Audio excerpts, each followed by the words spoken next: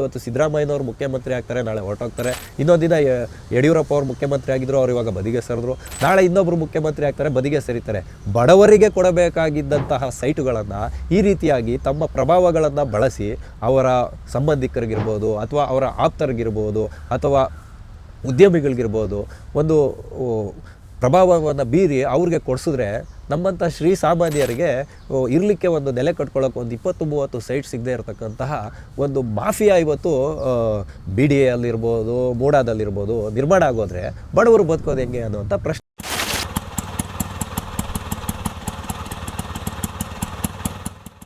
TV ವಿಕ್ರಮದ ಸಮಸ್ತ ವೀಕ್ಷಕರಿಗೆ ಆಟೋವಾಲಾ ಕಾರ್ಯಕ್ರಮಕ್ಕೆ ಆತ್ಮೀಯವಾದ ಸ್ವಾಗತ. ನಾನು ನಿಮ್ಮ ಜಯಂತ್ ಪಾಂಡೆ. ಸ್ನೇಹಿತರೆ, ಆಟೋವಾಲಾ ಕಾರ್ಯಕ್ರಮಕ್ಕೆ ನಾವಿಂದು ಆಯ್ದುಕೊಂಡಂತಹ ವಿಷಯ A1 ಆರೋಪಿ ಸಿದ್ದರಾಮಣ್ಣನಿಗೆ ಬಿ ರಿಪೋರ್ಟ್ ಹಾಕೋದ್ರ ಮುಖಾಂತರ ಕ್ಲೀನ್ ಚಿಟ್ ಕೊಟ್ಬಿಡ್ತಾ ಲೋಕಾಯುಕ್ತ. ಹಂಗಂದರೆ ಇನ್ಮೇಲೆ A1 ಆರೋಪಿ ಸಿದ್ದರಾಮಣ್ಣ ಅವರು ವೈಟ್ ರಾಮಣ್ಣ ಆಗ್ಬಿಡ್ತಾರ? ಅವ್ರ ಮೇಲೆ ಬಂದಂತಹ ಕಪ್ಪು ಚುಕ್ಕೆ ಅಡಿಸಿ ಹೋಗುತ್ತಾ? ನಮ್ಮ ಸಿದ್ದರಾಮಯ್ಯನವರು ವೈಟ್ ಆಗ್ಬಿಡ್ತಾರ ಫುಲ್ಲು? ಅವರ ರಾಜಕೀಯದ ಒಂದು ಚರಿತ್ರೆಯಲ್ಲಿ ಅಂಟ್ಕೊಂಡಿದ್ದಂತಹ ಕಳಂಕ ದೂರ ಆಗಿಬಿಡುತ್ತಾ? ಹಾಗಾದರೆ ಏನಾಯಿತು ಇದೆಲ್ಲ ಅನ್ನೋದನ್ನು ನಾನು ಸ್ವಲ್ಪ ವಿವರಣೆ ಮಾಡುವಂತಹ ಪ್ರಯತ್ನವನ್ನು ನಿಮ್ಮ ಮುಂದೆ ಮಾಡ್ತೀನಿ. ಸ್ನೇಹಿತರೆ, ಜನಪ್ರತಿನಿಧಿಗಳ ವಿಶೇಷ ನ್ಯಾಯಾಲಯ ಹೈಕೋರ್ಟ್ನ ಸೂಚನೆಯ ಮೇರೆಗೆ ಲೋಕಾಯುಕ್ತಕ್ಕೆ ಒಂದು ಮೂಡ ಕೇಸ್ನ ತನಿಖೆಯನ್ನು ಮಾಡುವಂತಹ ಒಂದು ಆಜ್ಞೆಯನ್ನು ಮಾಡಿತ್ತು. ಅದರನ್ವಯ ಇವತ್ತು ಲೋಕಾಯುಕ್ತ ತನ್ನ ತನಿಖೆಯನ್ನು ಪೂರ್ಣ ಮಾಡಿ 7 ಸಂಪುಟಗಳ ವರದಿಯನ್ನು ಸಲ್ಲಿಕೆ ಮಾಡಿದೆ.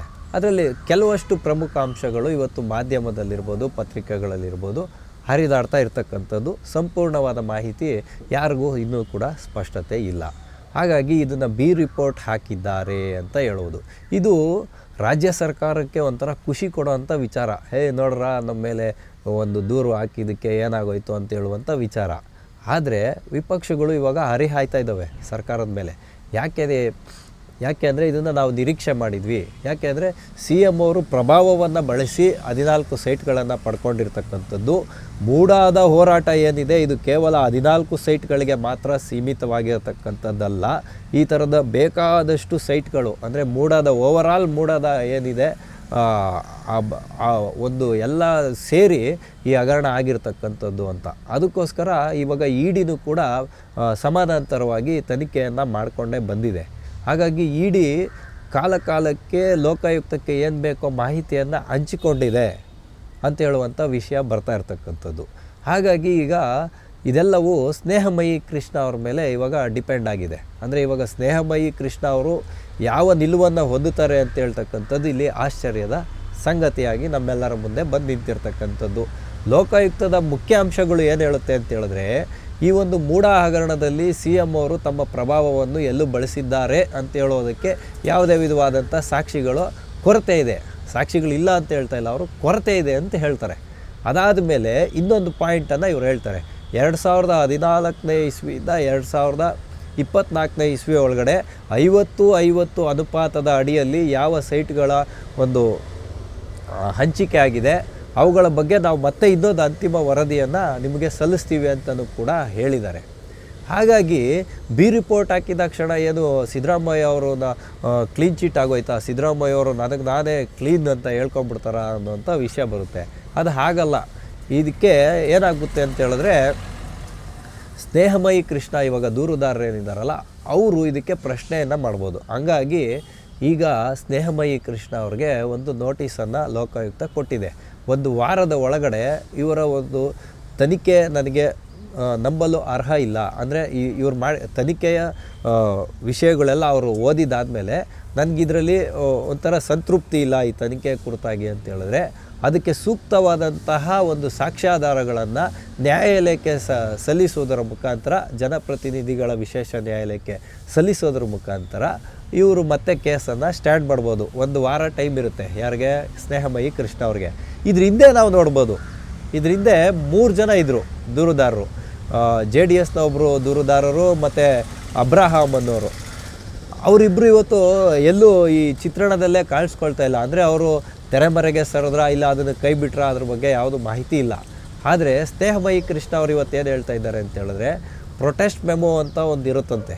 ಅಂದರೆ ಈ ರೀತಿಯಾಗಿ ಬಿ ರಿಪೋರ್ಟ್ ಬಂದಾಗ ನನ್ನ ಬಳಿ ಸಾಕ್ಷ್ಯಾಧಾರಗಳಿದೆ ಅಂತ ಹೇಳುವಂಥ ಒಂದು ಮನವಿಯನ್ನು ನ್ಯಾಯಾಲಯಕ್ಕೆ ಸಲ್ಲಿಸಿ ಅದ್ರ ಮುಖಾಂತರ ಅವರು ಸೂಕ್ತ ಸಾಕ್ಷ್ಯಾಧಾರಗಳನ್ನು ನ್ಯಾಯಾಲಯದ ಮುಂದೆ ಇಡೋದ್ರ ಮುಖಾಂತರ ತಮ್ಮ ವಾದವನ್ನು ಮಂಡಿಸಲಿಕ್ಕೆ ಅವಕಾಶ ಇರುತ್ತೆ. ಹಾಗಾಗಿ ಇವಾಗ ಫೆಬ್ರವರಿ 24ನೇ ತಾರೀಕಿಗೆ ಜನಪ್ರತಿನಿಧಿಗಳ ವಿಶೇಷ ನ್ಯಾಯಾಲಯ ಈ ಕೇಸನ್ನು ಮುಂದೂಡಿರ್ತಕ್ಕಂಥದ್ದು. ಅಂದರೆ ಸೋಮವಾರದ ನಂತರದಲ್ಲಿ ಏನಾಗುತ್ತೆ ಅನ್ನೋದನ್ನು ನಾವೆಲ್ಲರೂ ಕಾದು ನೋಡಬೇಕು. ಆದರೆ ಇಲ್ಲಿವತ್ತು ಇಲ್ಲೀಗಲ್ ಮನಿ ಲ್ಯಾಂಡ್ರಿಂಗ್ ಆ್ಯಕ್ಟ್ ಅಂತ ಇದೆಯಲ್ಲ, ಅದರ ಅನ್ವಯ ಸಾಕಷ್ಟು ಜನರಿಗೆ ಈ ರೀತಿಯಾಗಿ 50-50 ಅನುಪಾತದ ಅಡಿಯಲ್ಲಿ ಪ್ರಭಾವವನ್ನು ಬೀರಿ ಸೈಟ್ಗಳನ್ನು ಕೊಡಲಾಗಿದೆ ಅಂತ ಹೇಳುವಂಥ ಮೂಲ ವಿಚಾರ ಇರ್ತಕ್ಕಂಥದ್ದು. ಹಾಗಾಗಿ ಇಡಿ ಇತ್ತೀಚೆಗೆ ಒಂದು ಸಾರ್ವಜನಿಕ ಪ್ರಕಟಣೆಯನ್ನು ಕೂಡ ಮಾಡಿ ಹಲವಾರು ಪ್ರಾಪರ್ಟಿಗಳನ್ನು ಸೀಸ್ ಮಾಡಿದೆ. ಲೋಕಾಯುಕ್ತ ಇವತ್ತು ಏನಂತ ವಾದ ಮಾಡ್ಬೋದು ಅಂತ ಹೇಳಿದ್ರೆ, ಇಡಿ ಅವರು ನಮಗೆ ಏನು ಮಾಹಿತಿಯನ್ನು ಕೊಟ್ಟಿಲ್ಲ ಅಂತ ಹೇಳ್ಬೋದು, ಆದರೆ ಇಡಿ ಅವರು ಕೊಟ್ಟಿದ್ದೀವಿ ಅಂತ ಹೇಳ್ತಾರೆ. ಒಂದು ಸ್ವತಂತ್ರವಾಗಿ ತನಿಖೆ ನಡೆಸಲಿಕ್ಕೆ ಇಡಿಗೂ ಕೂಡ ಒಂದು ಅಧಿಕಾರ ಇರ್ತಕ್ಕಂಥದ್ದು. ಹಾಗಾಗಿ ಇಡಿ ಇವತ್ತು ತನ್ನೆಲ್ಲ ಒಂದು ಮಾಹಿತಿಗಳನ್ನು ಇಟ್ಕೊಂಡಿದೆ. ಅದಲ್ಲದೆ ಇವರು ಇತ್ತೀಚೆಗೆ ಈ ಮೂಢ ಹಗರಣಕ್ಕೆ ಒಂದು ವಿಷಯವನ್ನು ಹೇಳಿದರು ಇಡಿ ಅವರು. ಏನಂತ ಹೇಳಿದ್ರೆ, ಈ ಇಲ್ಲೀಗಲ್ ಮನಿ ಹೆಂಗೆಲ್ಲ ಟ್ರಾನ್ಸಾಕ್ಷನ್ ಆಗಿದೆ ಅಂತ ಹೇಳಿದ್ರೆ ಅದಕ್ಕೊಂದು ಕೋಡ್ ವರ್ಡನ್ನು ವಾಟ್ಸಪ್ಪಲ್ಲಿ ಇಟ್ಕೊಳ್ತಾ ಇದ್ರಂತೆ. ಒಂದು ಕೋಕೋನೆಟ್ ಅಂದರೆ 1 ಲಕ್ಷ ಅಂತೆ.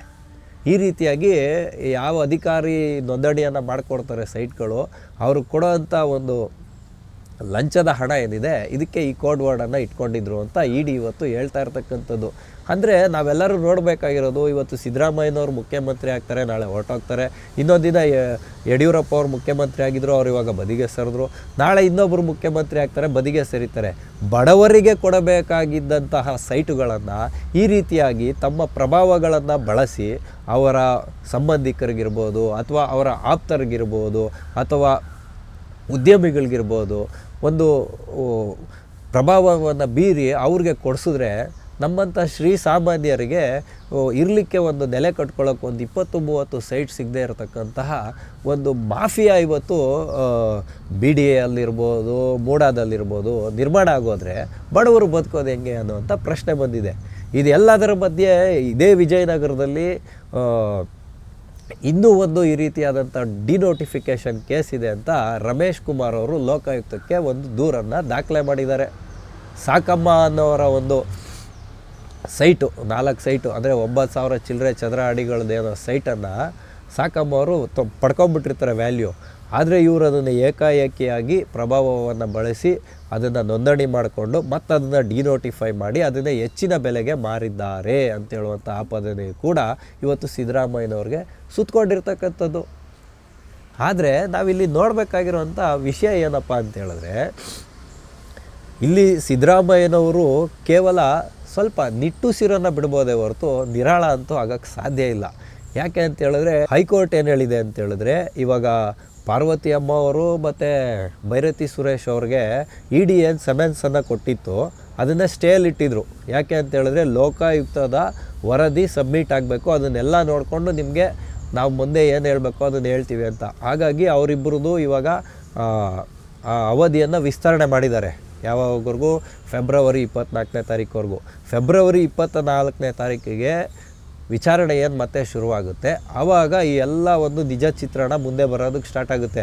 ಯಾಕೆ ಅಂತ ಹೇಳಿದ್ರೆ, ಲೋಕಾಯುಕ್ತದವರು ಯಾವ್ಯಾವ ಅಂಶಗಳನ್ನು ಎತ್ತಿದ್ದಾರೋ ಅದಕ್ಕೆ ಪೂರಕವಾಗಿರತಕ್ಕಂಥ ಸಾಕ್ಷ್ಯಾಧಾರಗಳು ಇಡಿ ಹತ್ರ ಇದೆಯಾ ಅಥವಾ ಅದು ಎಲ್ಲಿ ಮಿಸ್ಯೂಸ್ ಆಗಿದ್ದಾವೆ, ಸ್ನೇಹಮಯಿ ಕೃಷ್ಣ ಅವ್ರ ಹತ್ರ ಇನ್ನೂ ಹೆಚ್ಚಿನ ಸಾಕ್ಷ್ಯಗಳಿದ್ದಾವ, ಈ ಎಲ್ಲ ವಿಷಯಗಳನ್ನು ಗಣನೆಗೆ ತಗೊಳ್ಳುತ್ತೆ ಘನತೆವೆತ್ತ ನ್ಯಾಯಾಲಯ.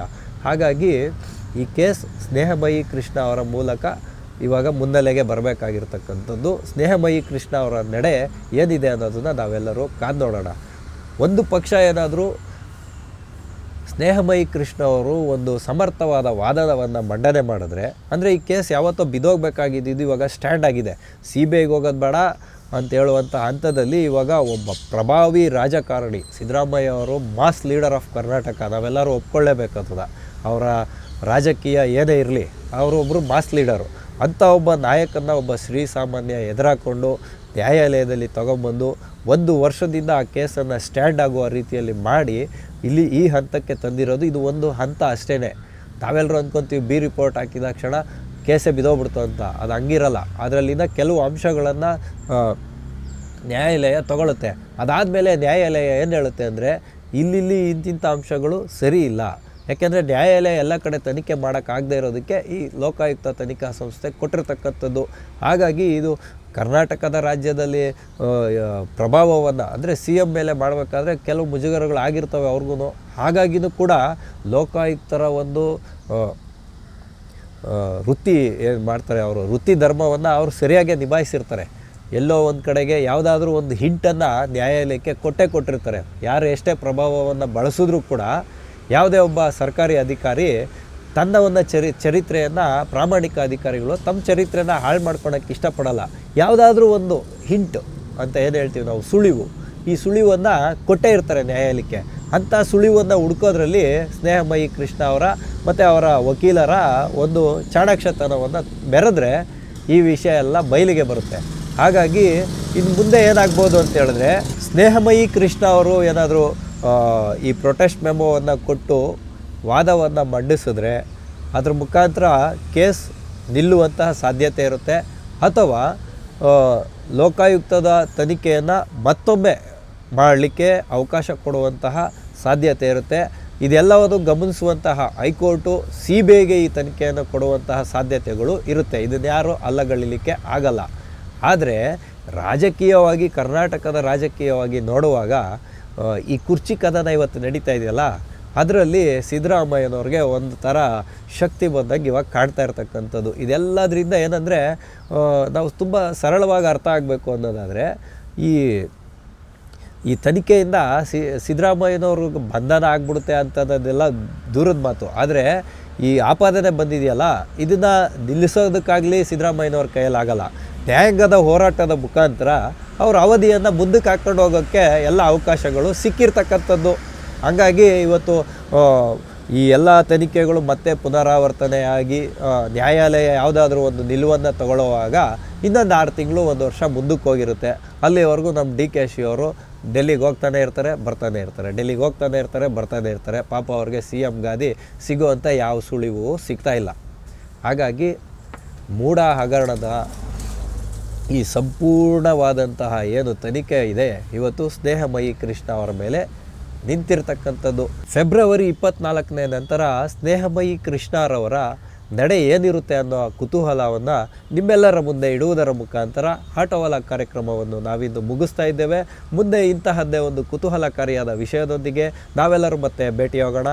ಅಲ್ಲಿಯವರೆಗೂ TV ವಿಕ್ರಮವನ್ನು ಸಬ್ಸ್ಕ್ರೈಬ್ ಮಾಡುವುದರ ಮುಖಾಂತರ, ನಿಮ್ಮ ಸದ್ವಿಚಾರಗಳನ್ನು ಕಾಮೆಂಟ್ ಮಾಡುವುದರ ಮುಖಾಂತರ ಹಾಗೂ ಶೇರ್ ಮಾಡುವುದರ ಮುಖಾಂತರ ನಮ್ಮನ್ನು ಪ್ರೋತ್ಸಾಹಿಸಿ. TV ವಿಕ್ರಮ, ದೇಶ ನಿಮ್ಮ ಕೈಯಲ್ಲಿ.